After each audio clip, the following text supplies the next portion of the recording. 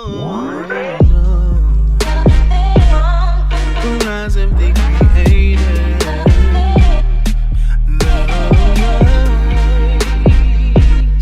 The rise of the creator.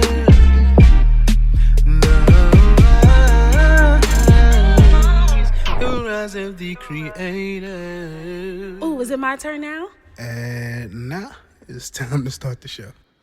What's going on, guys? It's your girl Ashley's here with the Rise of the Creative podcast with a remix. Today, I have the pleasure. I'm sorry. Just do your thing. I'm sorry. I'll be quiet. Some kind of guest. I have the pleasure of interviewing Rise of the Creative's own Winston Ward with his brand new album, Creative. Oh, yeah. Woo! Round of applause. Pew, pew, pew, pew, pew. I'll add those in for my episode. Loser.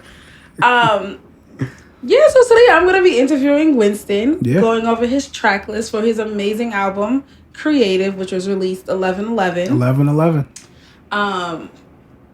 As always, we start with a creative quote, and because today I'm spearheading this interview, I'm actually going to read the creative quote today. Today's creative quote is, "The most talented, thought-provoking, game-changing people are never normal," by Richard Branson. Love that. Love that. So, Mr. Ward. Yeah. Now I'm going to call you Mr. Ward. Winston. Mm-hmm. Tell me, how do you feel about the quote? I love that quote, man, because the funny thing is we were talking about this earlier, like how I feel like a little bit different, like I've been feeling like different than normal. Like I haven't felt myself lately. Like I haven't felt normal. So, but just being a creative, I feel like we are just creative people. We have a superpower. And with if I'm gonna quote Spider-Man, with great power comes great responsibility. So I don't think Spider-Man said that, but no, it was in a Spider-Man movie. I don't think he said it though. He didn't say it. I'm gonna let you rock. It was his uncle that said it. His uncle that died. I think Confucius or somebody said that. But I'm gonna let you rock. Oh, God. This is my energy. You see how I'm being badgered on my own interview? Unbelievable. Anyway. Yes. I want to go over all the tracks first. Okay. And then we're going to go into detail with each track. Let's do it. So this album has 11 tracks with one bonus. Yes. First track is Creative. Oh, yes. Control. Jamaican. Crazy. Mm-hmm. Thug Passion. Yeah. Sounds like a drink. Right. Water. Compare. Chemistry. Cozy. Voicemail. Wait. And the bonus track of No Reason. Oh, yes. So let's get into track number 1, which is Creative. Creative. Right. Why did you decide to start the album off with Creative? I felt like I needed an intro track. And when I heard my good friend Theodis White, he sent over a beat. And when I heard it, I was just like, yeah, this is the intro. So, and I needed an intro. I didn't know how I was going to start the project. I didn't even know what order the songs were going to go in. Mm-hmm. But when he sent over that beat, like I knew, like, okay, I have to start it with this. I didn't know the song was going to be called Creative, but as I started like writing it and just getting into my zone. It is a theatrical entrance. Yeah. And I was heavily inspired by Tank. I mean, everyone always says that, like, yo, I sound like some Tank shit, man. It sounds like some crazy. Like, we're going to get into that because there's a couple songs in here that's real, Tankish. I didn't want to say it. It's all good. But not in a good way, like in a really good way. That's my guy, man. That's my guy. I'm heavily influenced by him. I'm not even going to sit here and lie to you, like, and say, like, I'm not. Low-key a bromance, but that's for another podcast. Right. What made you come up with the title Creative when you were writing this? Well, for that song, the verse that's there now, or just the whole arrangement that's there now, that's probably the third wave of creativeness. The song was completely different, but I just didn't like it. Or not that I didn't like it, I wasn't satisfied with it. So when I thought about the angle of how can I make a creative song without it being too creative. Like, how can I make it relatable to people? So I just thought about a relationship between like a man and a woman, like just a man trying to approach a woman. And in my eyes, I'm like, how do you stand out from like from all the other niggas? You got to be creative, right? So that's the angle that I took with this song, and I'm really happy about it.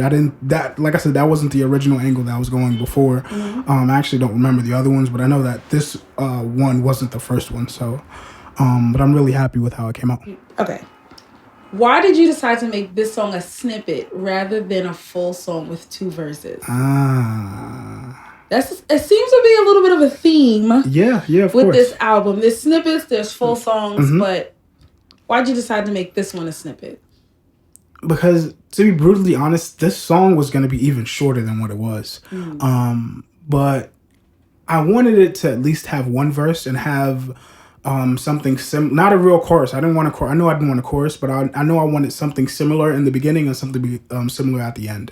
So, but I didn't want to do too much because it was the intro. I didn't want to like the whole theme around this album is to just give people just enough. I didn't want to like over sing. I didn't want to overwrite. I didn't want to over anything. Right. Like I just wanted to give people just enough so that they'll be like, what else you got? Right. You know what I mean? Right. So that was the kind of idea. It's a great intro. It is a really great intro. And it segues really nicely into the second track, which is Control. We've been listening to that for some months now. Few months, yes. We've been listening to that for a few months. So tell us about Control. Control was written by myself, my good friend Gerard Thompson, and my other good friend Lawrence and Pierre.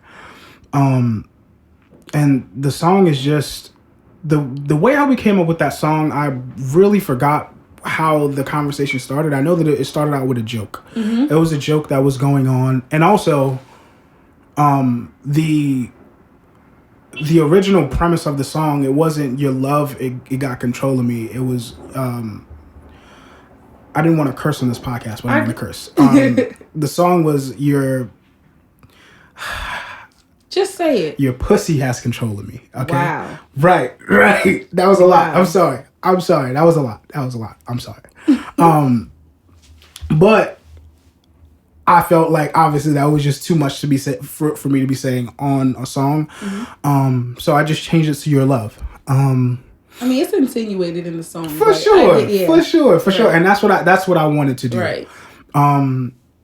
But yeah, I think that song, the way how we came up with the verses and we came up with the chorus, that was one of the easiest songs I've ever written because everything just flowed. Because the beat kind of just does a lot. It does a lot, you know. So it's like all you got to do is just ride that beat and just, you know, make sure that you like fitting in that pocket and you good. So because this is one of the first, well, I wouldn't say it's the single, but because it was released first, how has the feedback been on this particular song? Oh man, so many people love Control. It's like I don't know. I don't know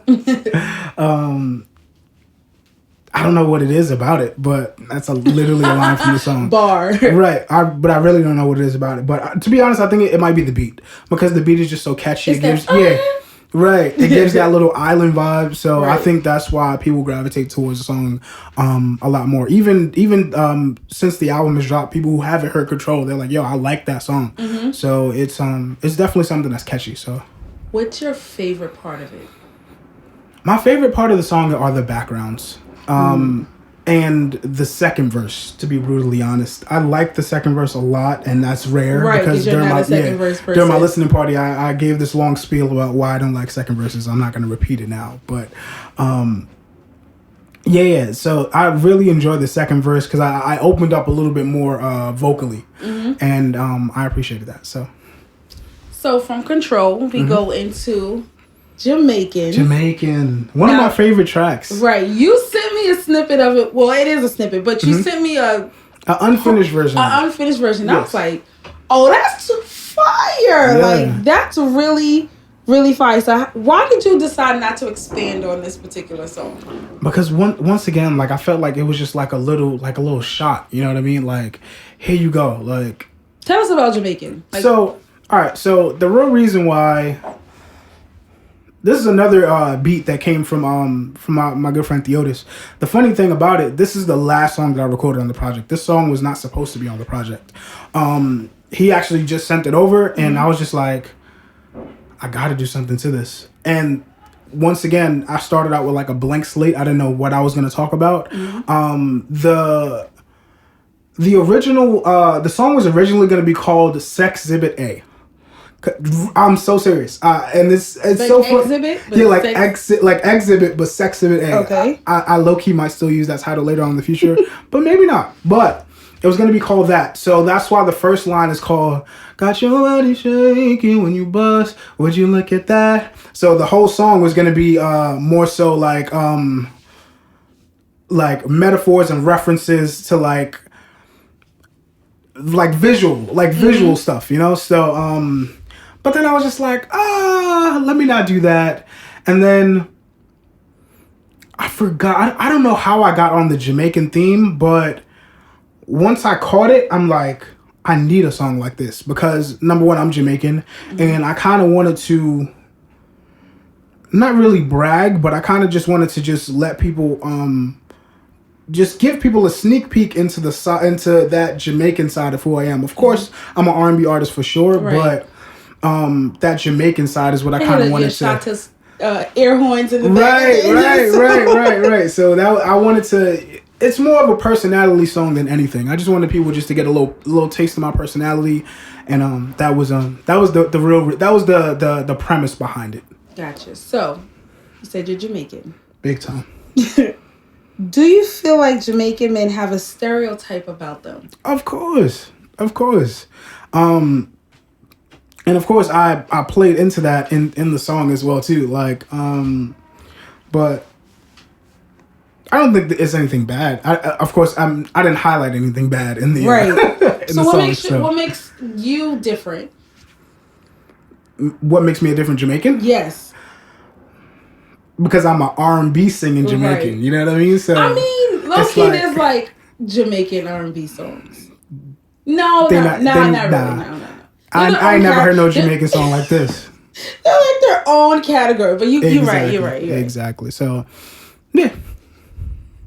Okay, so from Jamaican, we go into Crazy. Crazy. I love this song. I mean, I keep saying that I love. 2 seconds ago, it was Chemistry and War, but Crazy. Yeah.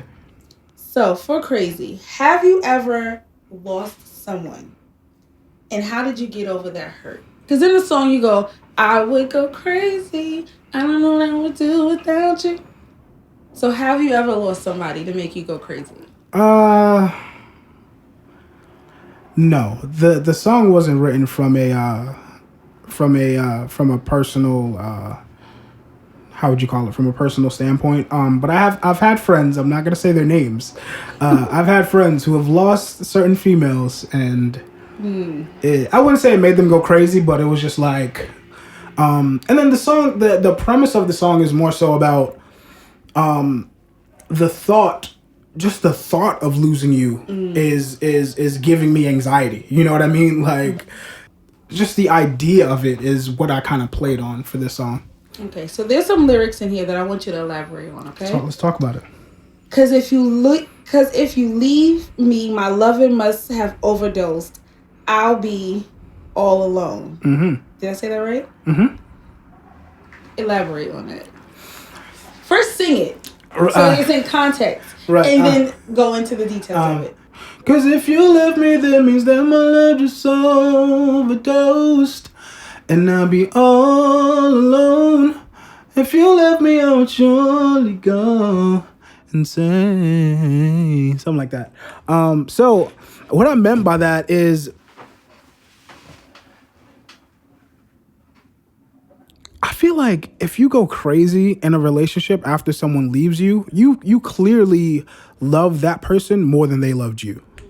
So that was my thought process going into it. Like, if you left me, we were in a relationship, and I'm like really, really going through it, and you're fine, I clearly loved you way more than you loved me. So the metaphor that I was really using was kind of like relating love to more like a drug. You know what I mean? Like, if or not if, but because I loved you so much, it's too much. Like I overdosed on it, and now like, you know, I gotta kind of just like leave it alone. I would go crazy. Right. Anyway. So next we have Thug Passion. Oh yeah. You have to tell us how you came up with this name, Thug Passion. All right. So Gerard and I, we started out writing the song. This was maybe the second or the third song, now that I think about it, that we would have written that night. So by that time, Gerard was like ready to go to fuck to sleep. I was ready to fully write this song, you know, all the way through. But Gerard was like, I'm tired. I want to get some food. You know, Kayla cooked. So, and that was the main thing. Kayla cooked food. So he was just like, she kept texting him like, you want me to keep your food like heated up for you? He was just like, yeah. So, he wrote like 3 or 4 words in the song. And I'm just, that's what he get credit for, 3 or 4 words. No. He gets full half credit. Half credit. But we just wanted like a sexy song. Like Thug Passion, I named the song at the end. And I just wanted a name that would be, I didn't want to call the song like aggressive. I didn't want to call the song, it was a few things that I was toying around with names, but I was just like, I want to have a name that people know, like, okay, this song is going to be about sex, but I don't know what to expect. Right. So I was just like, what about Thug Passion? It definitely stands out. Right. So I was like, what about Thug Passion? And I'm just like, you know what? I like that. You know what I mean? Like, so, yeah. And then Tupac also has a song called Thug Passion. It's completely different, but, yeah. So how did this end up on the album? Like on the final cut? Yeah, this is the only song that's actually like that on the album.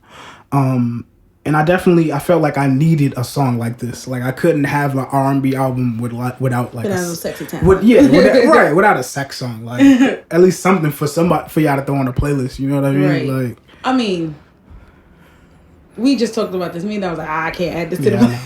It's too awkward. I know. Y'all too close to me. It's all good. So here's another explaining lyrics. Okay. Let's do it. True definition of a gangster and a gentleman. Right. Tell us about that. All right, so as it pertains to this song. Right. So I think the reason why I started it off with that, because when you think of like a gangster, like that's like hardcore. He's like, you know, real thorough, aggressive. But when you think of a gentleman, you think of someone who's like, you know, very, you know, prim, pressed, very gentle, very caring, loving, passionate, you know. So I felt like this song is kind of the theme that I play with a lot in this song is kind of like duality. And I even do it vocally as well too. If you really listen to the song, I'm singing almost the whole song in like a high register, which is like way in the back, and then there's like my regular voice, like I'm interested in your mind, and then there's I never caught. So now when I hear something, okay. So yeah, there's I wanted to play off of the fact of just duality, you know what I mean? And then even the name Thug Passion is like you wouldn't say a thug is passionate, or you know you wouldn't, you know. But yeah, the main theme about it was duality, and I kind of wanted to push that theme throughout the whole song. Gotcha. Next track is Water. Water. What do you want your listeners to get out of this song?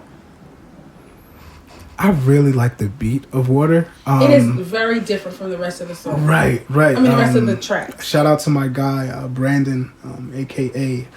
The Audacious Jones, a.k.a. Teddy Bear Taj. Right? Yeah, he sent me over this beat. This beat was supposed to be for another artist, but I really like got attached to the song, so I was just like, nah, I needed it. I had to switch up the lyrics a lot because it was supposed to be for a female artist. So I switched it up and kind of made it more male dominant. But what I want people to get from this song is I just want them to vibe out with it. You know what I mean? Like it's primarily for like the summertime. Like, yo, I need like some water. Like, I need water. You know? Gotcha. That's really not what I'm really like saying in the song. It's like the yang to control. Right. Yeah. You got that fire. She got that water. Big time. Big time. See, I'll be paying attention. Right. I'll be paying attention. I like it. All right. After Water, we have Compare. I can't compare. Yo, love that Tell song. us about this song. Oh man, that song was is another one of the shorter songs on the project. That was another song that had a second verse, but I decided to cut it out. There was also supposed to be a chorus in the beginning, but I cut that out as well too. Why'd you make this one a snippet? Because I just enjoyed the little piece that's out. I enjoyed that piece the most. The other part was cool, but I felt like it was just doing too much. Gotcha. Like I felt like the part that's the little like snippet or whatever that's there, I'm like, this is perfect. And I kind of just restructured the beat and restructured my vocals so that it sounded like something that's full. Gotcha. So what would you compare this song to? What would you compare to? All of my songs, I'll be brutally honest, and I've said that like a few times, so I'll try not to say it again.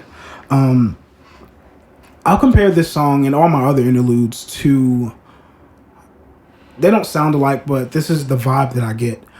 SZA and James Fauntleroy, Wavy. They're short, but they're like boppy. You know what I mean? So, not in the sense of obviously like lyrical content or even vocal. But it's a bop. Yeah, but it's a bop. You know what I mean? So. Gotcha. Next, track number 8. Number 8. One of my personal favorites. It's Chemistry. Chemistry. Yes. How important is chemistry in a relationship? Man, chemistry is literally everything. Like, it's literally the foundation of what you build a relationship on. If you guys don't have that chemistry, if you guys don't have that bond, it's pointless, for you guys to even like continue. And if you notice, in the song, I don't even speak about like sex at all in the song. Right. So I think even before like the sex, like I think you guys need to be like friends first. You know what I mean? Like you guys got to build that relationship of like actually liking each other before, that other chemistry is built, So this is one of the few songs that actually have a bridge. Big time. Big time. So you gotta discuss the bridge. It had a second verse too, but I cut the second verse out. Of course you did.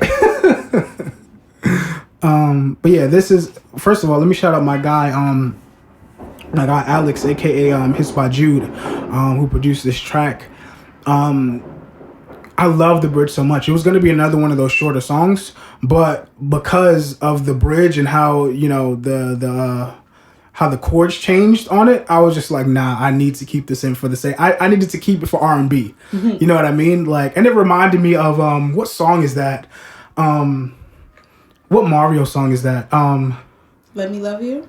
Does that one have a bridge? Yes. Yes. So whatever Mario song that has a bridge, it's probably either Let Me Love. I think it is Let Me Love You. But it just reminded me of like old school like R&B. You know what I mean? So, that was the main reason why I kept the bridge on this one. And plus, it was for the culture. I had to do it for the R&B culture. I did. What is your favorite line of this song?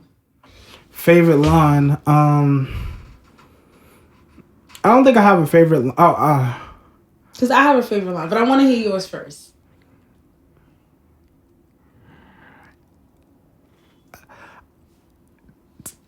No, seriously. In all of my songs, I love when I reference other songs in these songs. We're going to get into that too. You tapping into my questions. Right, we're going to get into that too. Right.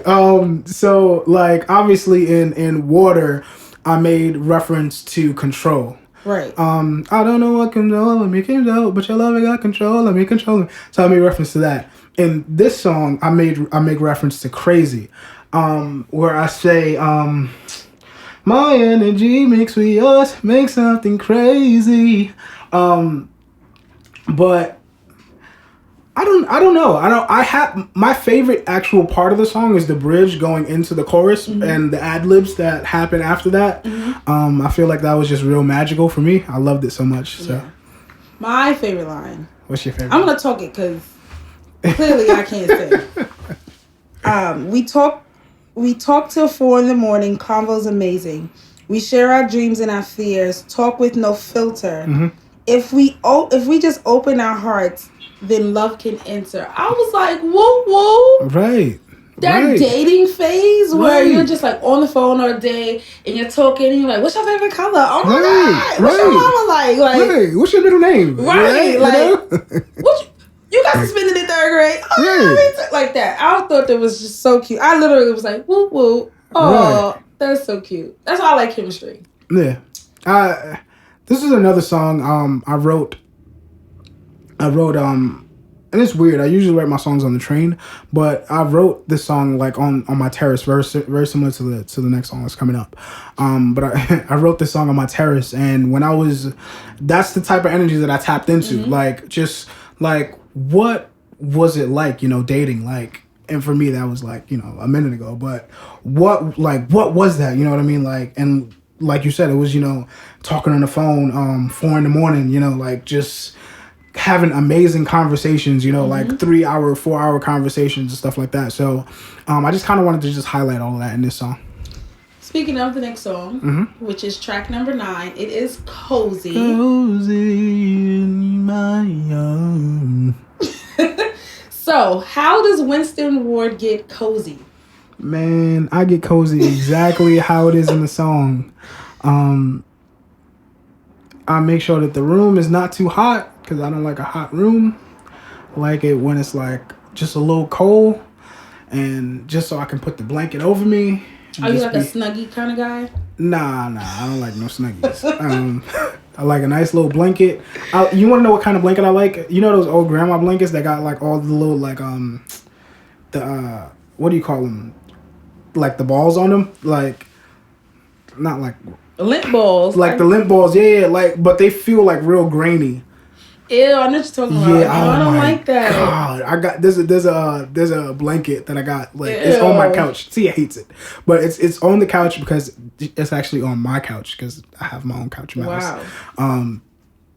But I love it so much because it's like grainy, and I just love it. It makes me feel just so comfortable, cozy, like, right? So cozy. I just be there like just watching, binge watching Netflix, like the things that I'm really saying in these songs, they're like real life. They feel real life because these are like real life experiences that I had. So yeah. Right. That was it for Cozy. Okay. The next song, Next track song. number 10, is Voicemail. Voicemail. Now this one is also a snippet. So tell us the inspiration for Voicemail. Tell us about Voicemail and then tell us the inspiration for So, excuse me, Voicemail is a snippet. The framework that I kind of, or let's just say the energy that I tapped into for that song was, I wanted it to be from a vantage point of a guy like who fucked up, and like, damn, what would he say to get his girl back? If he only had one voicemail to be like, let me say all the things that I need to say just so I can get my girl back, but also be real at the same time. Right. And that's the premise of the song. I forgot what your second question was. I'm sorry.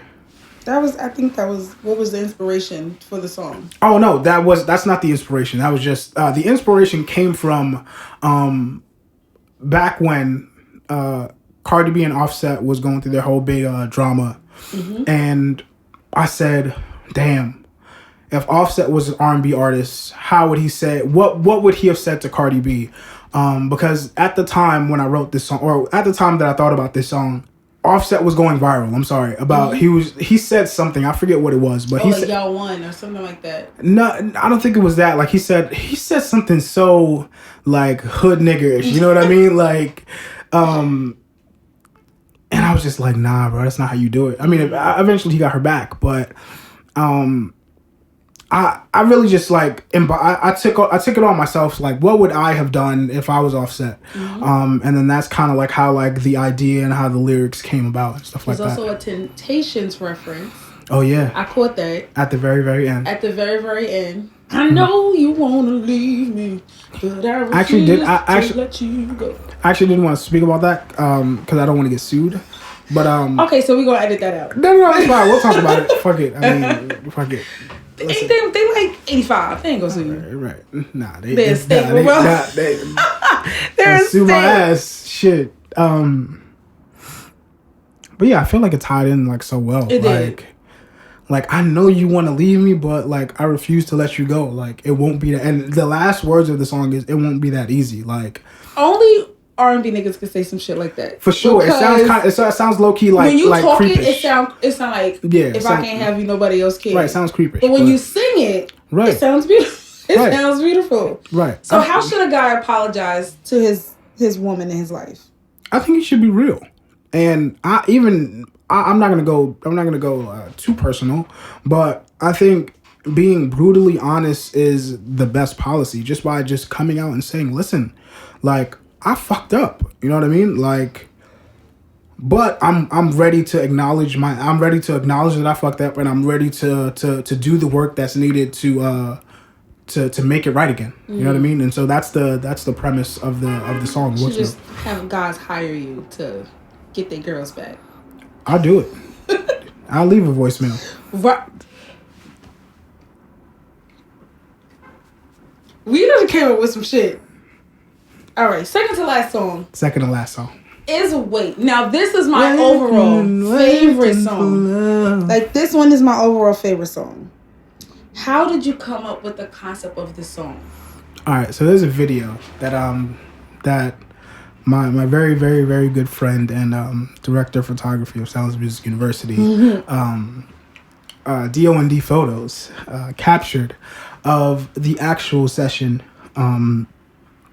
where Gerard Thompson, Lawrence, and Pierre and myself are in a session just talking about the song. We played the beat, and then we were just like, when I play a beat, like especially for a lot of people, the question that I like to pose is, what does this make you feel? And we threw a lot of different ideas out, and then I don't know who came up with it, but the idea was just like, what about waiting for love? And I'm like, I like that. Let's unpack that. So we were just talking about, regular cliche, waiting for love kind of like things. And I'm just like, no, you know what? What if it was more so like a third person kind of thing? Like, what if like they were waiting for love? Like, and then once I said that, Pierre, it was like Pierre's like brain like exploded, went somewhere else. And he literally took over, like, as far as like creative direction, like went for like this song, more so him and Gerard, and then I kind of like just filled in wherever like wherever there were like holes. But them two, they really like kind of like spearheaded this song, especially speaking about just the idea of just being in love with someone else, but being with someone else and having to wait. You know what I mean? Like wait for something that may not even happen. You know what I mean? So I just thought that was an amazing idea. And it was something I never heard of before, especially in that fashion. So I kind of wanted to be like I guess I wanted us to be kind of trendsetters in that type of R&B, let's say that. You touched on it a little bit, but I'm going to have you explain the lyrics again. So the lyrics are, obviously, he belongs to her, she belongs to him, but they belong to them. And she belongs to him, but they belong to them. So it's like I was saying before, like, what that happens all right, so that part of the song is in the beginning, so it's more so kind of like introducing the world that we're in. So the world is, he's in a relationship with someone else, and she's in a relationship with someone else, but they both know on the inside, I'm really supposed to be with that other person. So it's more of like I was saying, like a third person kind of thing. Like, even though we're in these separate worlds apart from each other, we really know deep down on the inside we're supposed to be So like together. somebody looking in on somebody else's situation. Right. Gotcha. All right. Last and final track. Final track of this album. No Reason, which is a Winston Ward classic. Big time. Especially if you heard me perform. So. Right. Why did you decide to add this to the album? I feel like it was needed. I was getting, let me not say I was getting tired, but every time I performed the song, everyone would always ask me. And mind you, I would sing 5, 6, sometimes 10, 15, 20 songs in a set. And they asked you about this and song. They would ask me about this song. Where can I listen to this song again? And the song was up. I had to take it down for reasons that I don't feel like speaking about right now. But I felt like it was my duty to everyone who's heard me perform. It was my duty to everyone who's told me that they love this song so much. It was my duty to put this song up to everyone who's told me, like, listen, that is one of my favorite songs that I've ever heard from you. It is. So it was my duty to put that song up. So it's like classic. Right. And it's funny because it's a classic, but it's never officially been out, really. Right. But it's been out. But why did you decide to make it an acoustic? Because I feel like I wanted it. It was really for the fans, like really for the people who've heard me perform it. This is the way how you've heard me perform it. Yeah. You know what I mean? So yeah. I kind of just wanted to just tap into that essence, that performance essence. You know what I mean? And even if you hear the track, it's very little background singing.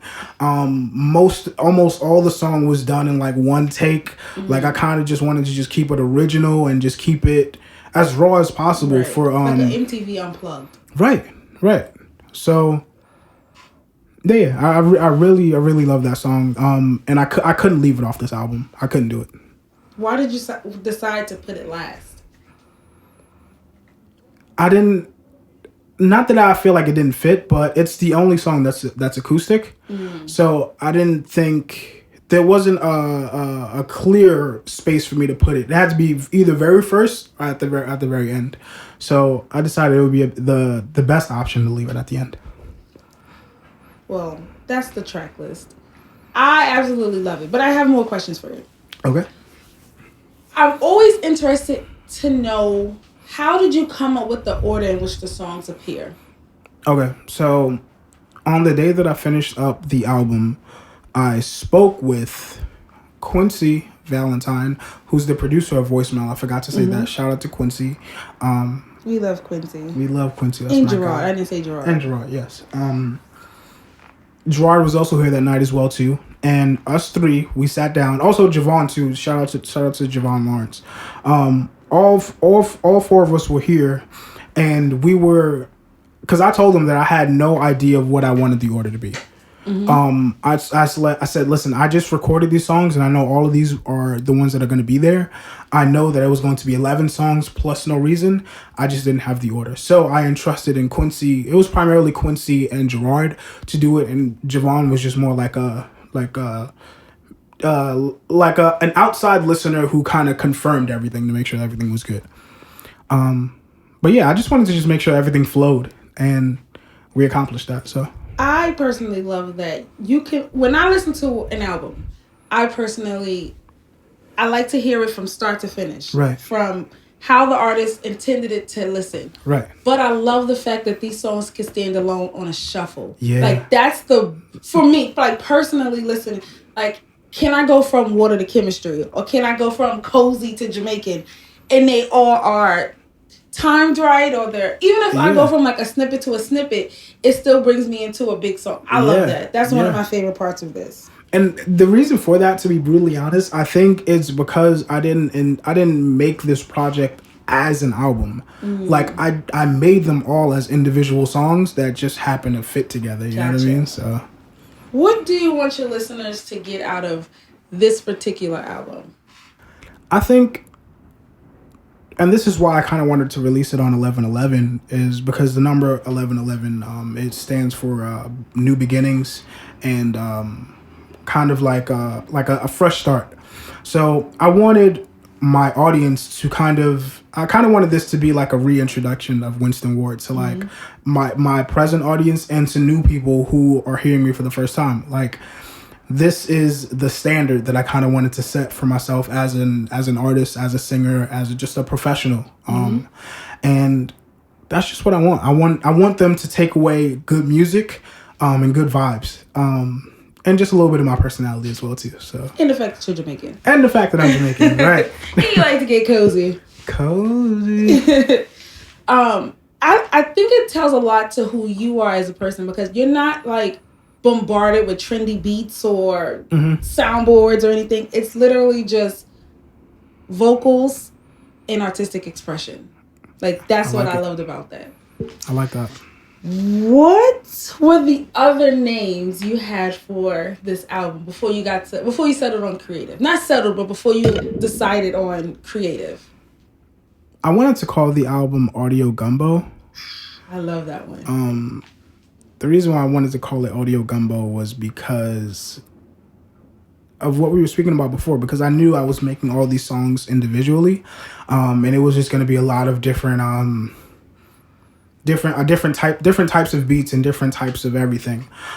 So I kind of didn't want them to mesh together, but as a whole, I wanted them to sound collectively good. Mm-hmm. So I think that's the reason why I went for Audio Gumbo. But PJ Morton had an album called Gumbo, so Gotcha. I kind of didn't want to like. Were there any other musical influences in making creative? Tank, definitely. Boys to Men, definitely. Just R&B in general. Like when you hear all of these songs, like I feel like you can't help but hear just shades of different people. You hear shades of Tank. You hear shades of like Mario. Like you hear shades of Brandy, like with some of the riffs that I do. Mm-hmm. Just shades of just a lot, just R&B in general. Like, right. And that's what I just really wanted to do with this project. Just bring people into the world that I live in musically. So, yeah. You also dropped some really fire visual art. Oh yeah. For this.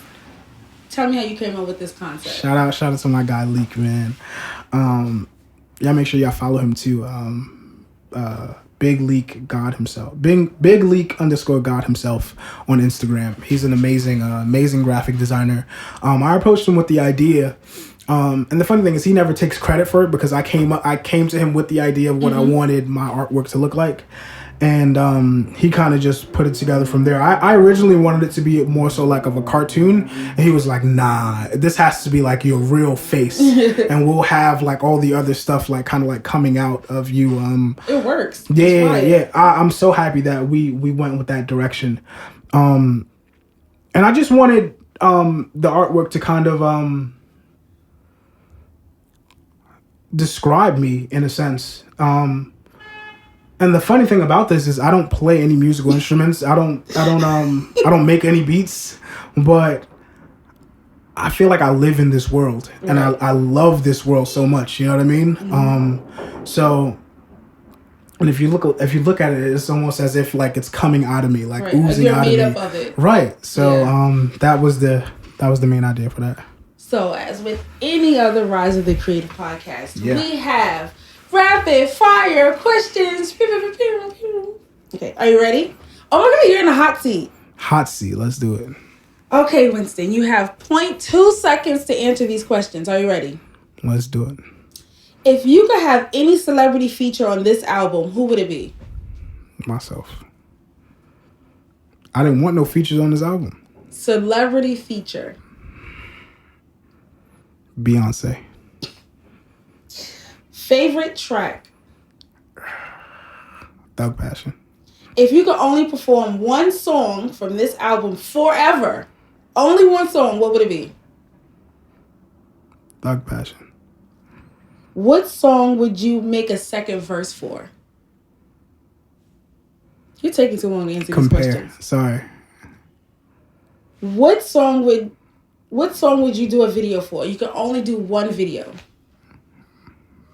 Thug Passion. Oh, okay. I do take back one of my answers though. I'm sorry. I know we're not allowed to do that. I think you asked me what was my favorite song. I think my favorite song is Jamaican. Okay. But the other ones were accurate. My last question for you. What's next for Winston Ward? I feel like I overcame a very, very big fear of mine by releasing this album. And I think what's next is just me just tapping into more of my fears. Just continuing to push the envelope musically. Especially like doing more music videos. That's something else that like frightens the hell out of me. Well, that's a whole nother That's another podcast. podcast. Whole nother podcast. But music videos and more music. I mean, I'm always gonna be performing. Like that's my bread and butter. But doing more music videos. And I know I've said this plenty of times throughout this podcast, but not just because you're my friend, but this is a really, really great piece of work that I have been listening to since Monday. Since Sunday night. Right. I've been listening to, and I'm like he's like, you're really, really talented. Like, you're talented, but no, like this is really good, and it's really well written, and it's really, the music is great, the lyrics are great. Now that I have my explanations behind them, now I'm gonna go listen to these songs and like, I get it. Right. Because now I'm gonna listen to Wait, and I'm gonna like, I hear Pierre in this, or I hear, Gerard in this. Right. So that's dope. Tell the podcast where they can find you and your music and everything. First, I want to say thank you for that. It really means a lot coming from you. I really appreciate it, seriously. And I just appreciate my circle, and I appreciate all the love that I've received so far from my music. I really, really appreciate it, because like I said, it was a big step for me, like, I wouldn't say anxiety-wise, but I had a whole lot of anxiety just like releasing it. I can't even imagine. So I just wanted to say thank you to everyone. But you can find my music literally everywhere that music is being streamed.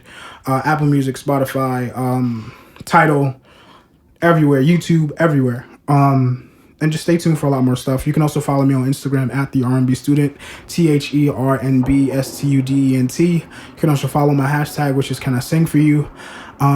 You can also follow the podcast at Rise of the Creative NYC. That's usually my line to say, so I had to say it. Ashley, where can they find you? And as always, you can find me on my Instagram at AshSlays, ASH_SLAYSS. And you can follow my hashtag as well, Big Girls Don't Take Full Body Pics. You guys, that has been Rise of the Creative first album review. I hope to do this again. This is really dope with like other artists. Let's do it. I like this breakdown. Anyway, you guys have been great. Until next time. Until next time, stay creative. The rise of the creator. Wait. What about now? All right. Maybe the next show.